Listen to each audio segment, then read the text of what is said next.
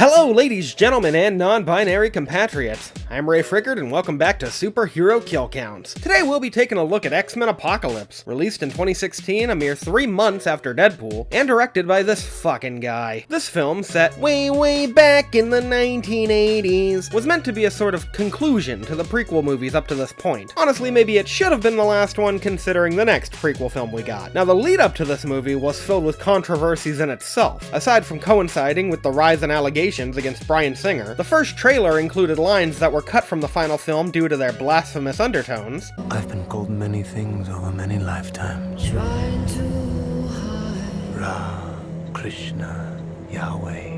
A billboard was put up that featured Apocalypse choking Mystique, which some claimed promoted violence toward women, so great quality assurance there, guys. And on a more minor note, the first cast photo that got circulated garnered a single combined response from the internet. Apocalypse looks like Ivan Ooze from Power Rangers. I'm gonna be honest here, I have seen this movie at least 3 times now, and I still could not tell you what happens in it. Not because it's too complex for my simple and feeble mind to comprehend, but because it's just really fucking boring. And for some reason, it's the longest movie in this franchise. Theatrically anyway. Can it make up for a lackluster script with a high body count? Let's find out. The film begins in Egypt, 3600 BCE, before Charles and Eric, with some classic James McAvoy narration. We find ourselves in the midst of a ceremony for a powerful mutant named En-Sabah Nur. He has the ability to transfer his consciousness into bodies of different mutants, while also accumulating their powers each time. Keep this up for a few years and that causes him to be worshipped as a god. He's about to transfer his essence into another mutant with a healing factor, who looks suspiciously like Oscar Isaac, my favorite Egyptian actor. During the transference, a couple of his disciples go off book and attempt to sabotage his ceremony. This doesn't turn out too well for them because the more loyal disciples, known as horsemen, defend their deity with their lives. 2 saboteurs are turned into spooky, scary skeletons when one of the horsemen claps louder than my ass cheeks at the No Way Home premiere, and 6 more are burned alive by ceremonial flames. It's an aesthetic choice. As the pyramid begins to collapse, the horsemen choose to protect their leader at all costs. 2 of them get crushed by debris, while the more capable horsemen are busy turning saboteurs into Rubik's Cubes, even though the effect kinda looks like the one they used to turn Michael Jordan into a basketball in Space Jam. As the pyramid's demolition becomes imminent, a 3rd horseman is lost in the wreckage. Their struggle pays off, however, when the transference is complete. With one final act of loyalty, En-Sabah Nur is safely entombed within the ruins of his collapsed shrine. Sure hope nobody awakens him someday. Would that be fucked up or what? After a nifty opening credit sequence showing us the passage of time, we find ourselves in the not-too-distant past of 1983. The first few introductory scenes are spent showing us where all of our beloved characters are at in their lives a decade after Days of Future Past. Mystique is viewed as a hero for saving the president from Magneto, and she's even taught about in schools, like the one attended by teenage Scott Summers, now played by Ty Sheridan. He gets in trouble for having a headache, I guess.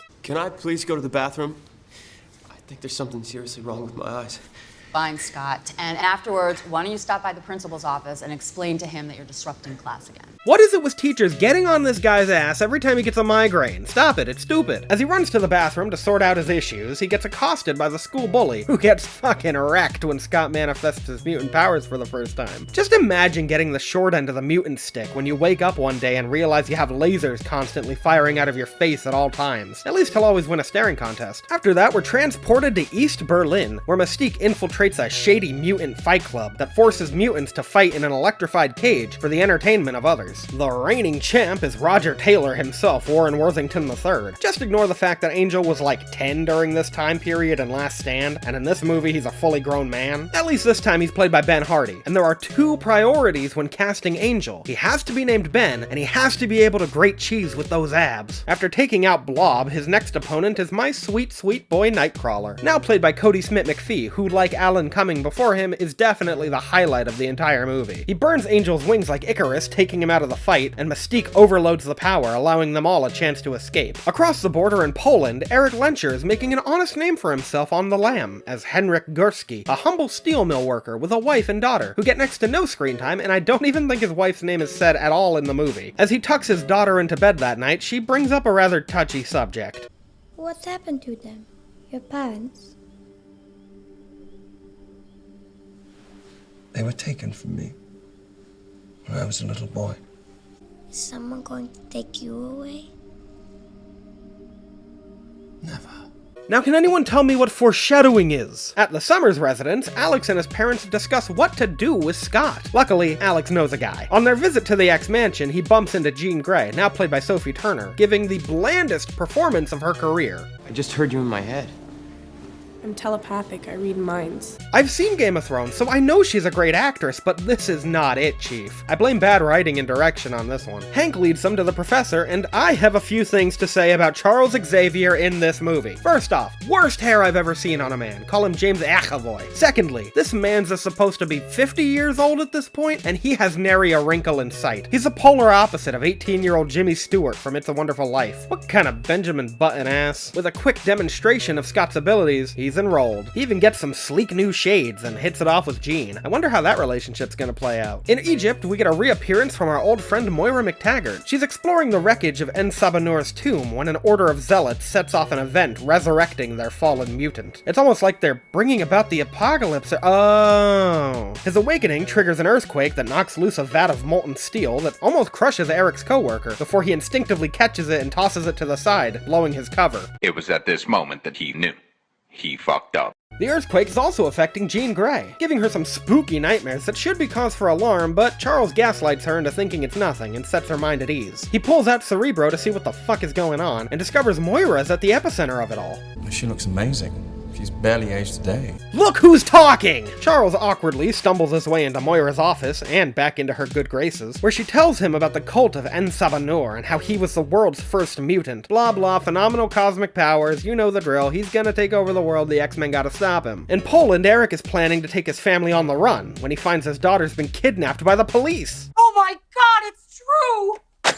The police have kidnapped my children! He turns himself in return for her safety, but when she begins manifesting her mutant powers like her father before her, the officers flip the fuck out. And during the Birdemic, daughter Nina and unnamed wife are killed when they're pierced by a stray arrow. Eric, in turn, uses Nina's locket to slaughter the 10 officers in retribution, and continues to deliver some of the best acting that this series has ever seen. Is this what you want from me? Is this what I am?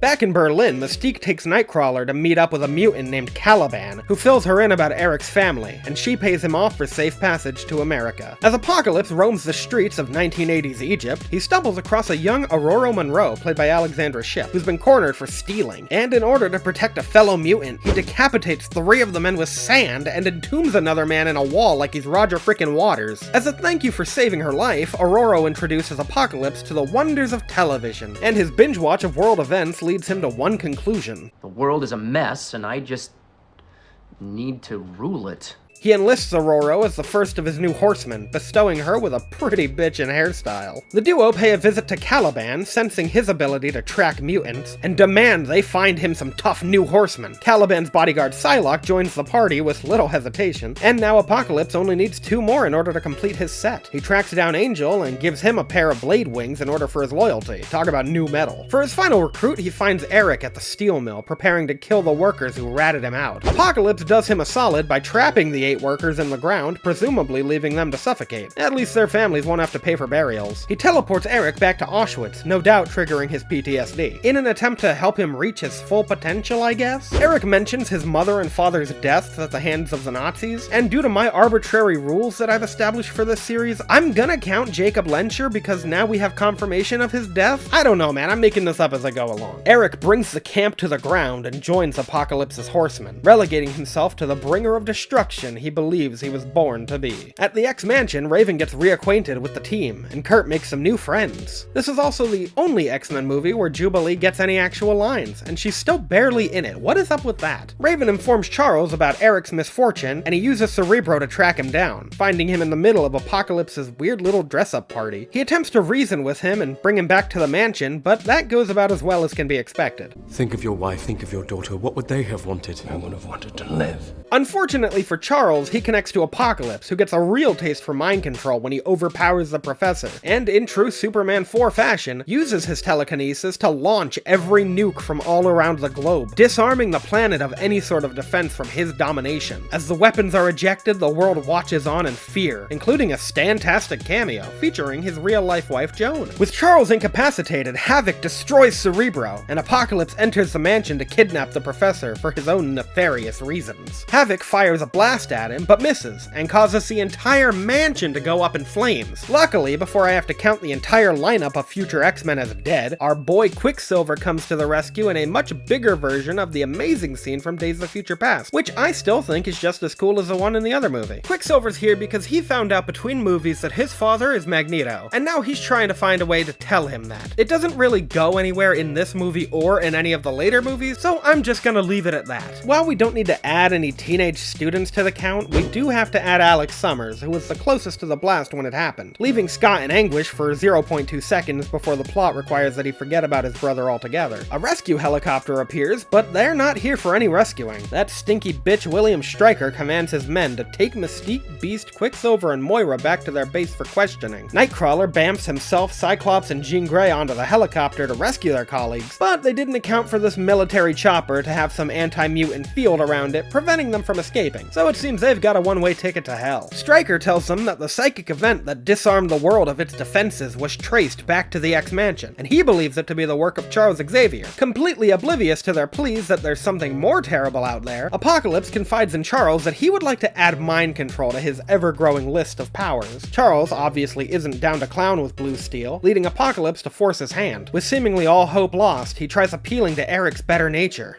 I told you from the moment I met you, there is more to you, Eric. There is good in you too. Whatever it is you think you saw in me, Charles, I buried it with my family. He forces Charles to broadcast a psychic message to the planet, declaring Apocalypse the new ruler. He manages to sneak a secret message to Jean, however, telling her to come to Cairo, and even puts his own little spin on Sabanur's words. Those with the greatest power, this earth will be yours. Those with the greatest power, protect those without. As the military scrambles to understand Charles's message, their rescue team is spotted and the base is put on red alert. They bamf into a generator room to shut the power off in the cell, and come across a suspiciously animalistic creature hidden in Stryker's basement. When more soldiers show up, Jean unleashes the Beast on them, or the Wolverine that is. And during his rampage, Logan PG-13 stabs and slashes his way through 28 soldiers and scientists on his way out like it's just a normal Tuesday afternoon for him. This includes Dr. Dale Rice, who's completely meaningless in this movie, but will come back into play in the next one. 28 stab wounds.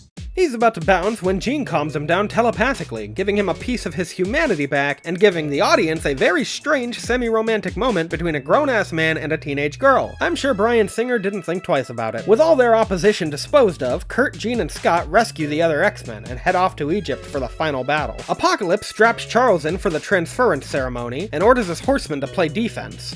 That sounds familiar. As the X-Men attempt to subdue the horsemen through the power of fists and family, Sabanur's spirit begins to overtake Charles's body, causing all of his hair to fall out. Yeah, you heard that right. This is the reason Charles Xavier went bald, because God knows old age wasn't gonna do it to him. Nightcrawler breaks the connection and teleports Charles and the rest of the crew to their jet for safety. But as they're ambushed by Angel and Psylocke, Kurt bamfs them back to the ground and Psylocke practices her base jumping, leaving Angel to crash and die in a fiery explosion. Another one bites the dust. With everyone grounded and the Horsemen weakened, the X-Men finally confront Apocalypse. Quicksilver gets a few good licks in until his leg is snapped in half. He'll walk it off. Mystique pulls the old switcheroo, pretending to be Psylocke so she can slice Blue Meanie's throat, but he's practically immortal, so that doesn't work either. Their last resort is a mental mono-mind match between the Professor and the Oppressor. Charles delivers a pretty decent beatdown on him, but it does take away from his badassery a bit when he's wearing that fucking V-neck. Apocalypse still manages to overpower the Professor at his own game, and he's about to deliver the finishing blow when Magneto makes his face turn, coming to the aid of his family. You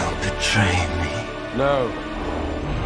I betrayed them. Turns out all he needed was a pep talk from a blue lady and a gay little flashback montage to bring him to his senses. Who knew? They all participate in the classic ensemble superhero movie cliche of fighting the villain by using all their powers combined. But that's still not enough for this baddie, which means there's one last resort, the Phoenix. Charles tells Jean to unleash her powers, which are strong enough to subdue him while the rest of the team brutally murder him with lasers. Even Storm gets in on the action, having realized what a dick this guy's been. Jean gets the final blow by melting him down to nothingness, and with that, the apocalypse is averted. With everyone safe and sound, Charles restores Moira's memories and apologizes for gaslighting her the whole time. That's kinda his thing. The movie ends with the X-Men rebuilding the mansion, Charles and Eric being on good terms, and Raven training the next generation, beginning with Sentinels. Oof, too soon. Our post-credit scene brings us back to Stryker's base, where a group of suits take a vial of Wolverine's DNA and store it in a briefcase, name-dropping the Essex Corporation. What a sinister inclusion. In total, I counted 69 kills in X-Men Apocalypse. Nice. A much smaller number than the title would imply. The Platinum Battering for coolest kill goes to the 3 men who were killed with sand. Apocalypse totally could have used that to kill the X-Men, but he never bothered to try it again. For shame. Well, at least we know he would beat Anakin Skywalker in a fight. The Rusty Shield for lamest kill goes to Charles Xavier's hair. Yeah, I can do that. There really had to be a batshit sci-fi reason for his hair to fall out. God forbid he lose it naturally, you know, like real people do. X-Men Apocalypse came out in 2016. It was a financial success, but fans and critics alike tend to look at this one unfavorably, and I totally understand why. It's bland, boring, and flat, and it feels kinda like a paper cutout of an X-Men movie rather than the real thing. That's not to mention the significantly powered down apocalypse and how disjointed all of the scenes are, causing this script to be hell to write. It just feels like less. But I mean, what could you do after a time travel crossover that could live up to the hype? Next time, we'll be taking a look at a much better movie, and the X-Men's first foray into country western territory when we delve into Logan. See you then, super friends.